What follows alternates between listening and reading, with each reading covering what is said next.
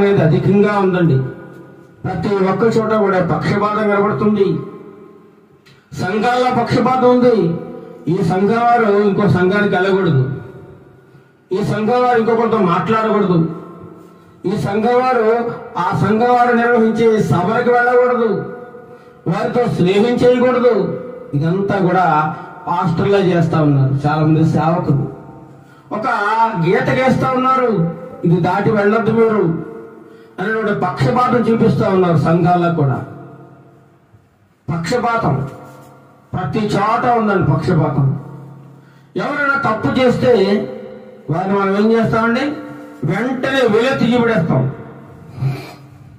వాళ్ళు తప్పు చేశారు అని, వాళ్ళు తప్పు చేశారని ఒక వేలెత్తి చూపించి లేపే మిగతా వేళ్ళను కూడా నువ్వు అంతకంటే పెద్ద తప్పు చేశారా అని చూపెడుతున్నాయి. ఇది మాత్రం మర్చిపోరు.